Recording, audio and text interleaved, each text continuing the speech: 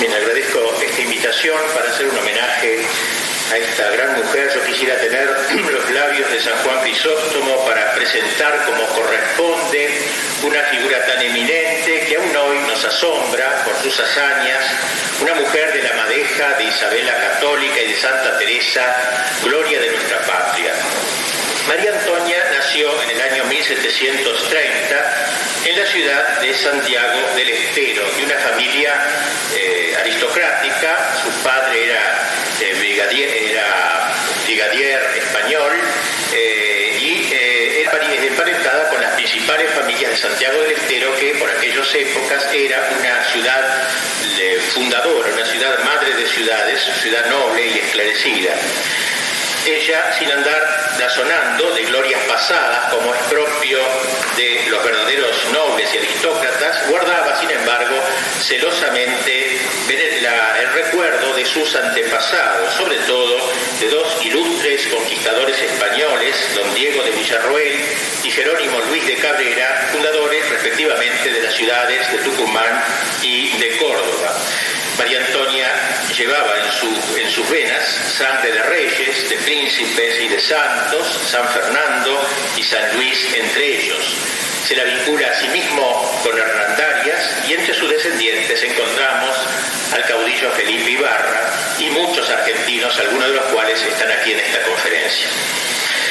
No debemos imaginar aquella aristocracia a la luz de lo que hoy nos queda de ella, porque no es lo mismo ser aristócrata que tener mucho dinero. Aquellas eran familias de militares y gobernadores, de hidalgos provenientes de España y afincados en nuestras tierras, varones recios y mujeres viriles que dejaban los regalos relativos de sus tierras de origen, extremeña por lo general, para establecerse en regiones a veces carentes de todo atractivo. Teniendo en cuenta estos ascendientes, y si es cierto aquello de que nobleza obliga, comprenderemos mejor el temple de acero de esta mujer, su gesto resuelto, su impavidez frente a los peligros de toda índole, su heroicidad nunca desmentida. Como escribe de ella una de sus biógrafas, mujer de su raza llevaba en sus venas sangre limpia, noble, sangre española, generosa y fuerte como vino añejo. María Antonia tuvo 3 hermanos. Su padre, que fue alcalde de segundo voto, estableció una encomienda de indios. Digo esto porque se nos conviene saber que ya desde niña ella conoció el campo, así como a los aborígenes, su lengua y sus costumbres.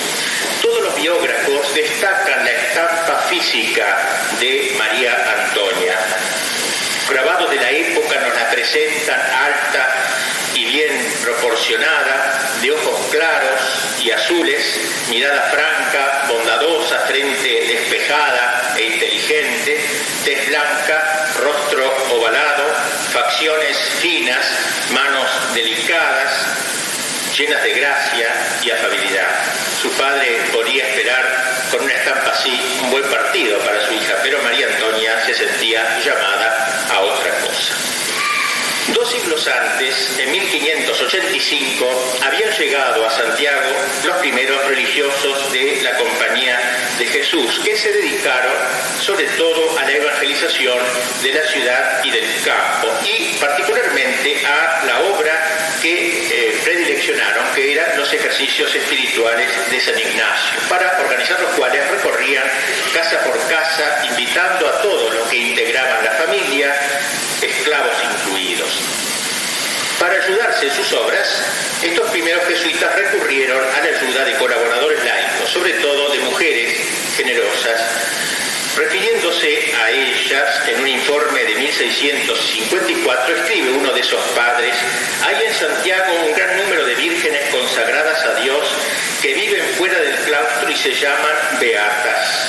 No son inferiores a las monjas claustradas, tanto por su fervor en la virtud como por su modestia y recogimiento.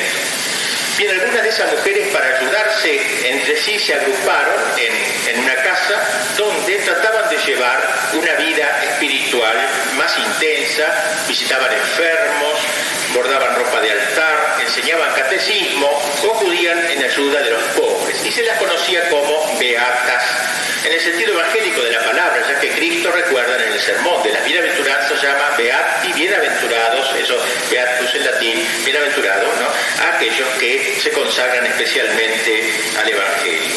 Lo que más le gustaba hacer a estas mujeres era ayudar a los padres en las tandas de ejercicios, tomando parte en su organización, en la cocina, en la limpieza, de una manera lo más discreta posible. No eran propiamente religiosas, no eran terciarias jesuitas, nada de eso, pero sí, a través de sus actividades apostólicas y sobre todo su atención a las casas de ejercicios, estaban de hecho estrechamente ligadas a la compañía.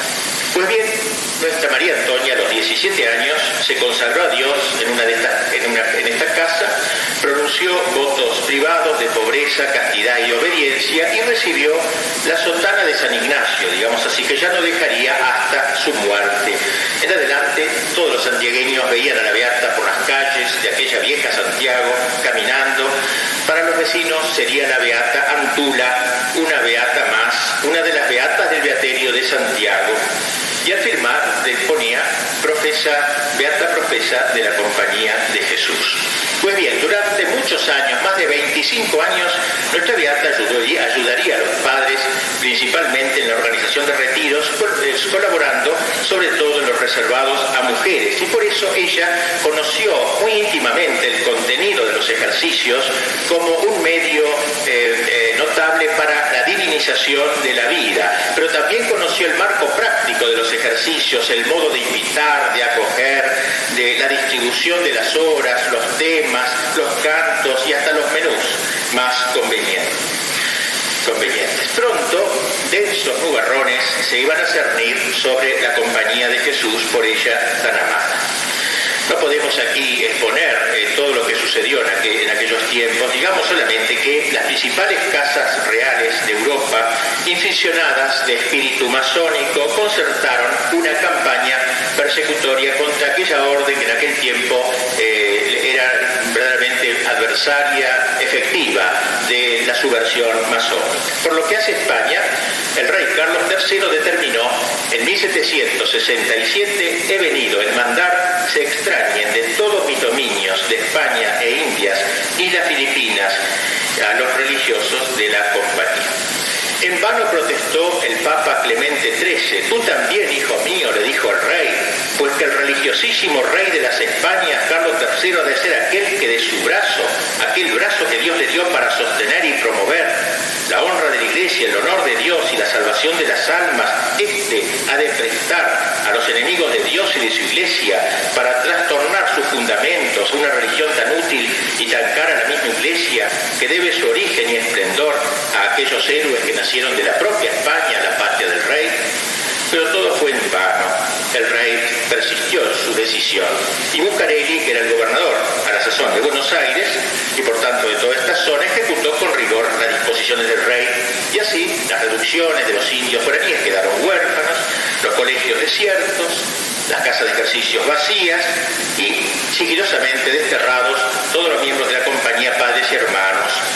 En lo que toca a Santiago, los soldados rodearon el colegio de San Ignacio, apresaron a los jesuitas para llevarlos al destierro. Todos debían proceder los tenientes de gobernadores de la misma manera, es decir, sin demora, en secreto, para que el pueblo no se conmocionase. Y así, Buenos Aires, Santa Fe, Córdoba, Montevideo, Catamarca, La Rioja, Santiago, vieron partir a sus profesores, a sus directores espirituales.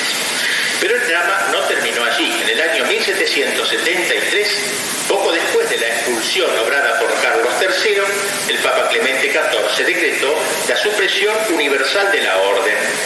Sería arduo exponer aquí los motivos por los que se pasó tan velozmente del apoyo del Papa anterior, Clemente XIII, a la drástica decisión de su inmediato sucesor. Por lo que parece, solo lo insinúo, si bien esto se discute, parece que el Papa debió ceder a la influencia de poderosos ministros volterianos y masones que de distintas casas, llamadas el Pacto de Familia, de todas las familias de las monarquías de aquel tiempo, borbónicas por lo general, habían resuelto. Pero cuando el Papa decreta la suspensión de la orden, Como el decreto, a causa del derecho de patronato, no fue reconocido en Rusia, solamente en Rusia, la compañía siguió subsistiendo en Rusia, solo allí, hasta que otro decreto del Papa Pío VI, en 1814, revocó la supresión y la compañía volvió a florecer en todo el mundo. Imposible expresar cuánto María Antonia lamentó la expulsión y ulterior supresión de la compañía, ella que estimaba tanto a los jesuitas como a sus maestros y a sus padres. Lo que más le dolía era ver cómo unos pocos obispos y sacerdotes parecían estar contentos con estas medidas persecutorias. Todo lo que tenía algo que ver con los jesuitas parecía ahora repudiable, ni siquiera se los podía nombrar. Se los llamaba los expulsos, los expatriados, e incluso se dejó de celebrar la fiesta de San Ignacio.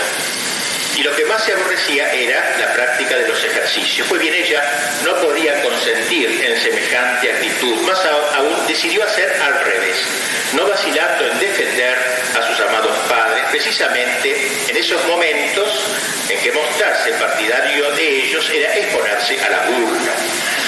Y para que la llama sagrada que ardía en su corazón no se extinguiese, trató de mantenerse en frecuente contacto epistolar con los padres que había conocido y que ahora se encontraban en diversos países de Europa, sobre todo con un padre llamado Gaspar Juárez, residente en Roma.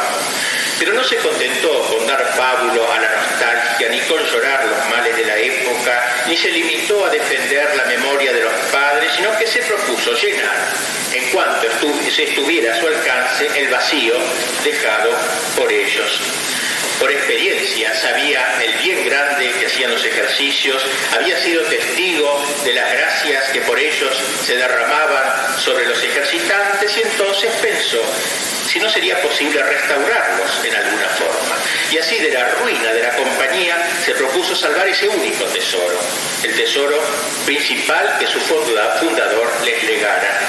No se podría resucitar, tanto en Santiago como en otros lugares, la práctica de los ejercicios, pero ella era una mujer débil, era una mujer sin medios. ¿Cómo animarse?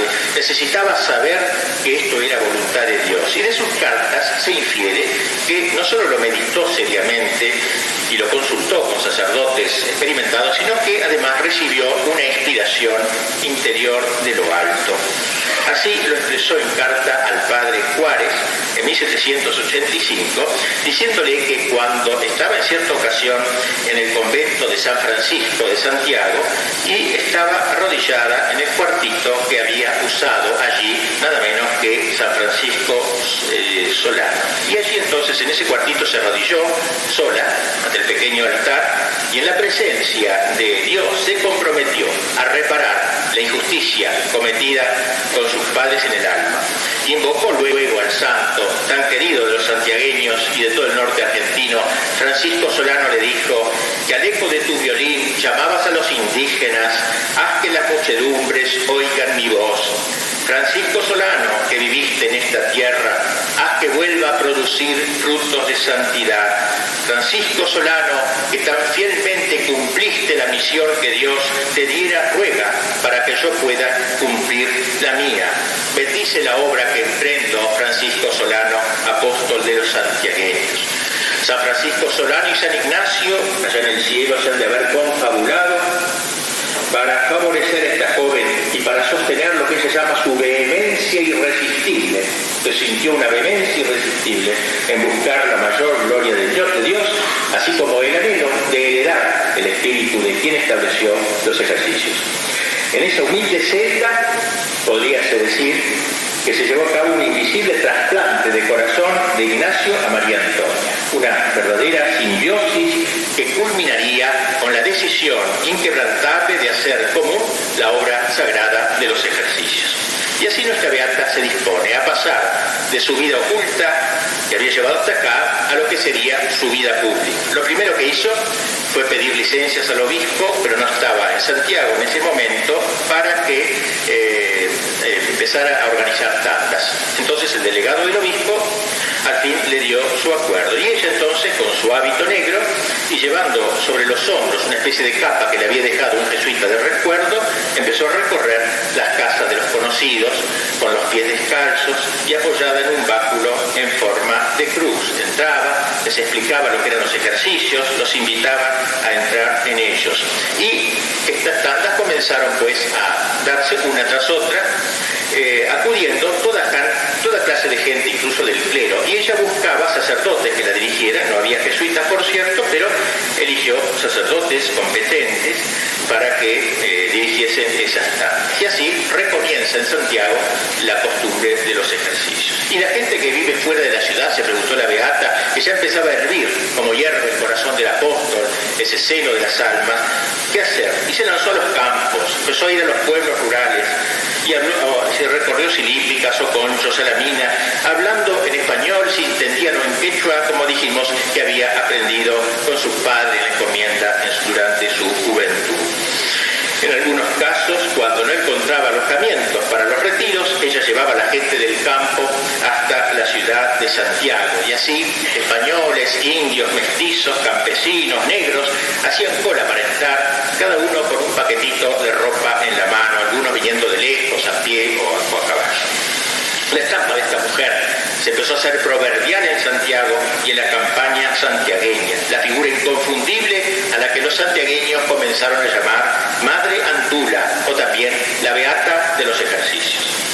Según pueden ver ustedes, si la expulsión de la compañía trajo como consecuencia la destrucción de las obras que los padres llevaron a cabo durante 2 siglos, las reducciones, los colegios, las misiones, solo una empresa jesuítica, dice el padre Furlon, no decayó, sino que por providencia de Dios prosperó de tal suerte que produjo frutos notorios, que los contemporáneos sin excepción se veían precisados a exclamar: aquí está el dedo de Dios.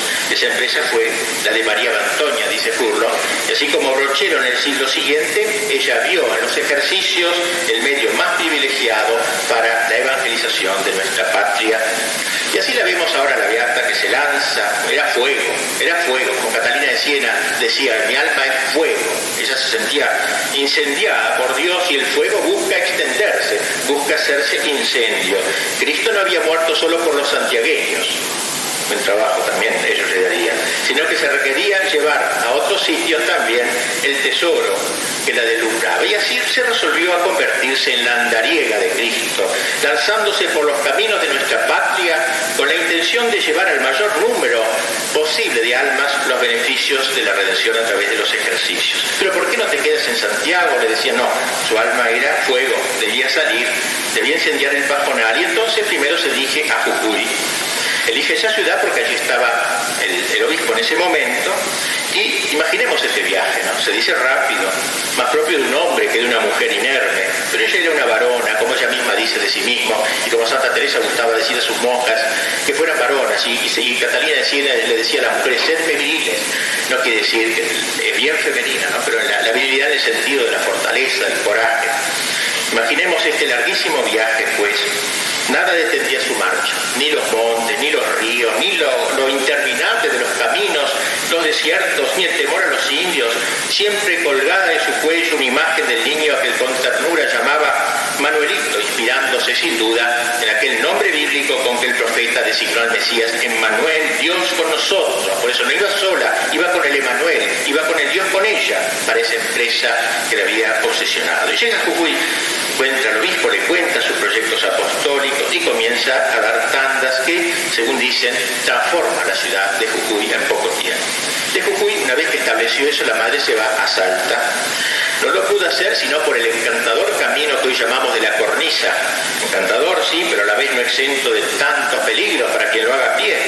Arroyos que pueden volverse caudalosos si llueve, en cuyo caso solo queda abastecerse abajo de una cueva, sin tener otra cosa a veces que comer que los frutos de los árboles silvestres. Además descalza, las noches las pasaría en una choza, si es que encontraba alguna, compartiendo con sus dueños un poco de locro, tunas o mistoles. La gente se encariñaba con ella, le decía: bendita sea la beata de los santiagueños. ¿A dónde se nos va cuando se iba? ¿A dónde se nos va la madrecita buena? Llega a Salta y ahí comienza a recorrer, como siempre, las calles de la ciudad con también un éxito rotundo. Y luego se dirige hacia Tucumán, junto con algunas compañeras que le iban siguiendo desde el comienzo. Llega a Tucumán. otra vez larga travesía por montes despoblados. De este viaje se nos cuenta que en un momento determinado, en un cruce de camino, se encuentra con un puma, enorme puma, las compañeras muertas de miedo, y ella le dice a Dios: Señor, si por mi causa mueren estas mujeres, que muera, toma mi vida, sea yo la víctima. El puma se retiró cuando ella levantó la cruz y llega a Tucumán, por fin un lugar encantador comparado con las arideces anteriores, un florido vergel para ofrecer al Señor. Y ahí en Tucumán también inicia la obra de los ejercicios, y de allí, rápidamente voy diciendo esto, claro, se dirige a Catamarca, esta ciudad tan importante que también le abrió sus puertas, y luego a La Rioja, pasando por los desoladores Arenales, esta ciudad que antaño también había recibido la visita de San Francisco Solano. Y desde La Rioja puso la proa hacia la ciudad de Córdoba. Paisajes también tan variados. Una biógrafa la describe entrando en el rancho de los cuesteros, los ranchos, por descanso, en parte por cielo apostólico, para compartir con ellos el mate hospitalario, dejando caer entre sorbo y sorbo algunos de aquellos dichos suyos tan criollos que penetrarían sin duda en lo más profundo del espíritu, despertando los buenos deseos que allí dormían. Sin duda que en ese trayecto de haber escuchado las guitarras de algunos payadores cantando sus coplas en torno a un fogón, en Córdoba ella encuentra una gran acogida. Se hace muy amiga de Ambrosio Funes, sobre todo hermano del deán Funes. Gracias a él comienza ella a dar ejercicios. A lo largo de casi 2 años dio un montón de ejercicios, cada uno con promedio 250 ejercitantes por tarde, una verdadera barbaridad. Y así la hemos visto, la andariega de Cristo, Santiago, Jujuy, Salta, Tucumán, La Rioja, Catamarca, Córdoba. Estos son los jalones de este largo camino para la mayor gloria de Dios y la salvación de las almas. Ese es el destino de San Ignacio, destino que María Antonia, tan celosa como Teresa de Jesús, como dice Furlón, pero incomparablemente más andariega que la misma Teresa de Jesús, hizo suyo. Y conste que lo realizó en medio de austeridades y fatigas, que todos sus biógrafos coinciden en decir que eso no era, digamos, algo que excedía a una mujer tan delicada como ella. No conoció el miedo, como dicen sus biógrafos, mejor dicho, lo conoció, pero no supo vencerlo con el auxilio de Dios. Córdoba no fue el término de su peregrinaje apostólico. Desde esa ciudad le escribe el virrey Bertis, Buenos Aires, le dice: quiero, excelencia, en su ciudad iniciar la obra de los ejercicios. Y se vuelve a poner en marcha 150 leguas hasta la ciudad de Buenos Aires, al haber pasado por Pergamino, por Arrecife, San Antonio de Areco, Luján. Habrá pasado en Luján, habrá ido a venerar a la Virgen y llega aquí a Buenos Aires. De aquí tenemos más datos y aquí nos vamos a quedar. Estamos en Buenos Aires y la queremos aquí tanto. Gracias de haber sido su alegría cuando vio desde lejos la ciudad de Buenos Aires. No era una ciudad, una aldea, pero en esa época era una ciudad, digamos, de algún modo mucho más grande que las que había conocido anteriormente. Muchas de sus calles estaban sin empedrar, de modo que las lluvias las hacían intransitables. Y entra por el oeste, sin conocer nada, el grupo de beatas toma por una angosta calle de tierra, casi un sendero, con la intención de llegar a la primera iglesia, a ver dónde poder descansar. La facha de esas mujeres, polvorientas, extenuadas, con sotanas raras, inusuales en Buenos Aires, no podía menos que suscitar la hilaridad de los que con ellas se cruzaban. Y así un grupo de chicos, tomándolas por locas, comenzaron a burlarse, a tirarles piedras, tirarle barro, y precisamente en ese momento, cuando estaba un poco nerviosa por esta situación, vieron un templo, o mejor una capilla, a la entrada de la ciudad, la iglesia de la Piedad, cuyo párroco está aquí presente ahora. Era un edificio de reciente construcción, no es la Piedad actual, la anterior a esta, de ladrillos cocidos, techo de teja, y agotada pero contenta se meten en la iglesia. ¿Y cuál sería el asombro de ella cuando ve que el titular de la parroquia es Nuestra Señora de la Piedad del Monte Carmelo? Ella siempre había sido muy devota de la Virgen de los Dolores, y de ahí su sorpresa y su alegría al verse con aquella imagen. Y sabemos, nos lo dice, que allí el Señor la consoló con una notable inspiración, mostrándole que la obra que se aprestaba a realizar en Buenos Aires sería fructuosa y duradera. Y así podemos decir que los 2 lugares donde se sintió especialmente inspirada para llevar adelante la obra de su vida fueron la celda aquella de San Francisco Solano en Santiago y la iglesia de la Piedad en Buenos Aires. Fue quizá por esta razón que, estando próxima a la muerte, pediría ser sepultada en esta iglesia, tanto por su amor a la Virgen de la Piedad, como por haberle Dios confirmado en su propósito apostólico, siendo esta la primera iglesia donde entró a orar en Buenos Aires. Y una vez que ella y sus compañeras entraron en la ciudad, se alojaron en la casa de una familia santiagueña, pero Buenos Aires le fue arisca, no la recibió demasiado bien. A pesar de tratarse de una aldea, era muy pagada de sí misma Buenos Aires como lo es hoy, y no podía caerle en gracia una figura tan austera como la de esta mujer provinciana, que venía aquí a enseñar a los porteños a convertirse, y algunos la miraban como una loca o una bruja también, otros con desdén, pero en general se la consideraba como una mujer ridícula, lo que hace palidecer de temor a los hombres más valientes del ridículo. En nada contribuía a volverla potable su manifiesto aprecio por la compañía, precisamente en una ciudad donde corrían los más absurdos rumores sobre esta orden. ¿No será esta, dice, un lego teatino disfrazado? Los teatinos así lo llamaban en Europa los jesuitas, y la noticia corrió por toda la ciudad. Era de sazón obispo de Buenos Aires, Monseñor Malvar y Pinto, un franciscano, que gobernaría 6 años, luego sería hecho obispo de Santiago de Compostela, en España, donde murió. María Antonia, siempre respetuosa de la jerarquía, le solicita una entrevista. El obispo no la quiere recibir. Pide de nuevo una entrevista, no la quiere recibir. Por fin le acepta que vaya, bueno, que venga a verme, pero cuando llegó no quiso que pasara. Y así la trató una y otra vez. Ella soportó con entereza estos desaires, retirándose serenamente cada vez que le decían que no sería atendida. Sin duda que al obispo le había llegado la fama de esta mujer y querría probarla, como luego lo dirá, y cerciorarse de si su obra era de Dios. Y finalmente acabó por recibirla. Estos meses de esperas y de desdenes fueron sumamente dolorosos para ellas. 9 meses de paciencia y perseverancia, como se diría con tanto acierto en oración fúnebre que a su muerte se pronunció en su honor, 9 meses continuos, pero 9 meses de congojas y de lágrimas le cuesta el parto de los hijos que había de dar a luz de la gracia de Buenos Aires. Y así entonces, ya con el apoyo del obispo, comienza a realizar los ejercicios. Lo primero que hace es alquilar una casa aquí cerca de la iglesia de San Miguel, es la primera casa que va a tomar, y allí comienzan tandas tras tandas. Luego esa casa queda chica y alquila otra atrás de la iglesia de Montserrat, en la calle Moreno actualmente, y allí la tenemos ya actuando ampliamente en Buenos Aires y dando ejercicios. Pero necesitaba también ella, para una acción más profunda, más oficial, tener el permiso del virrey.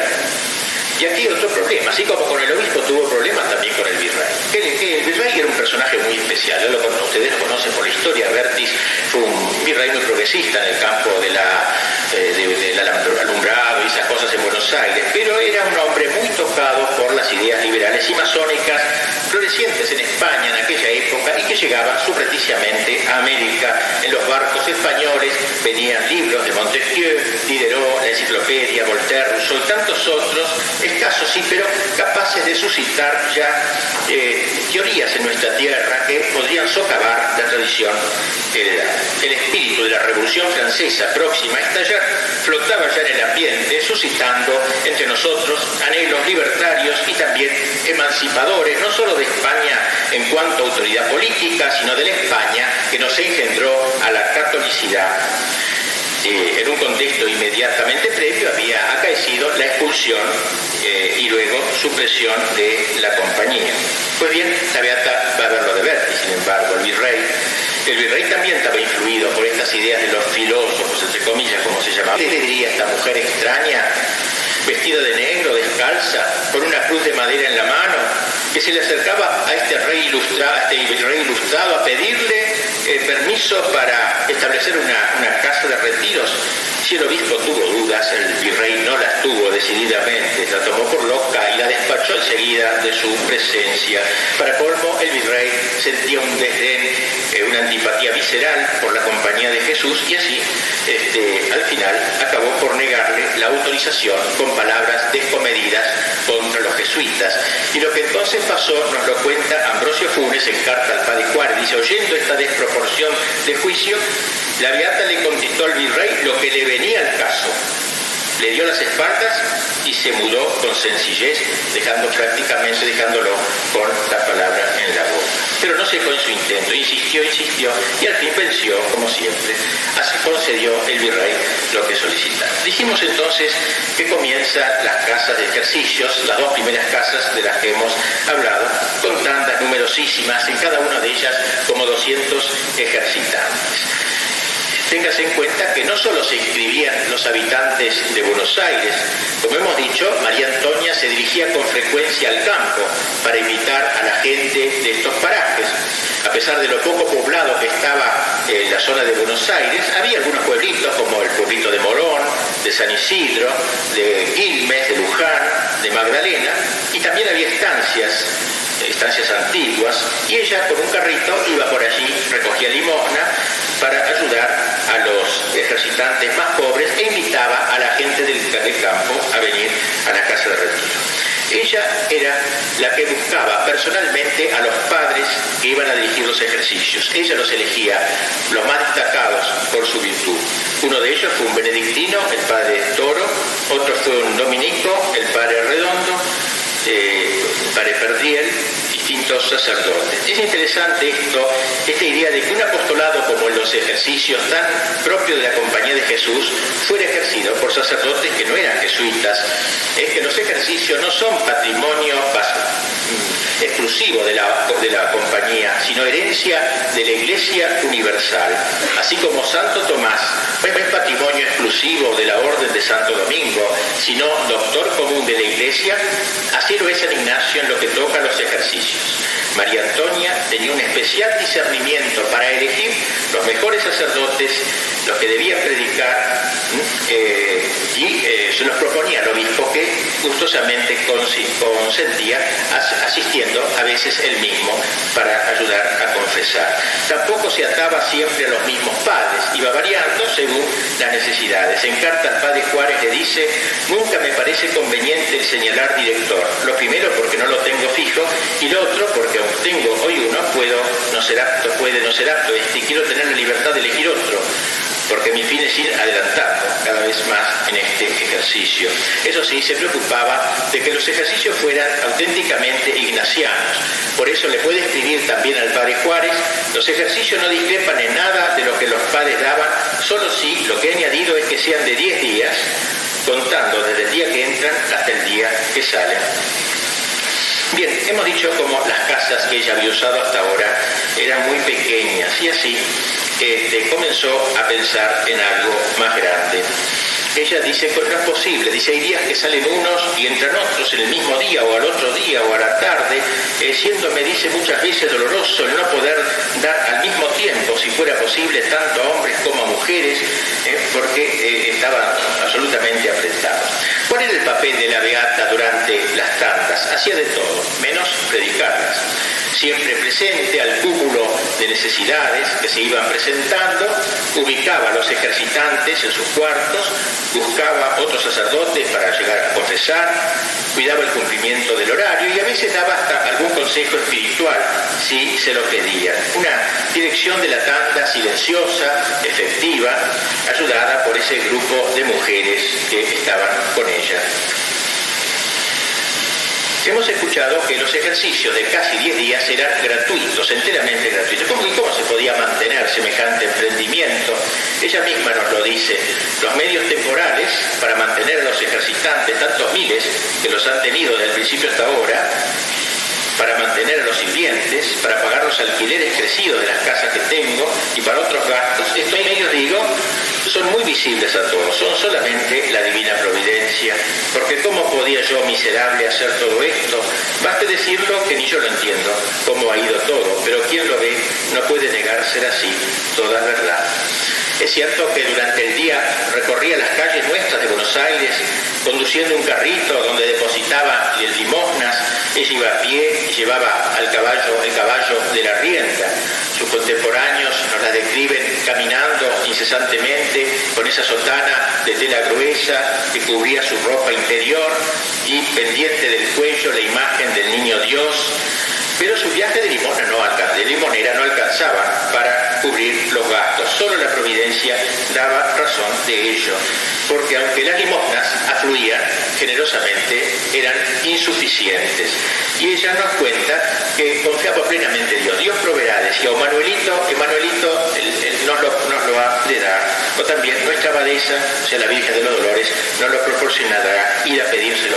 Y así se nos cuenta incluso de varios milagros, gracias a los cuales pudo a veces zafar de situaciones embarazosas donde la comida no alcanzaba.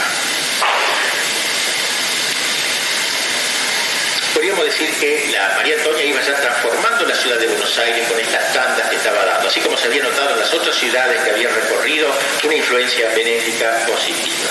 Rebasaba asimismo su trabajo, su influencia en los muros de las casas de ejercicios.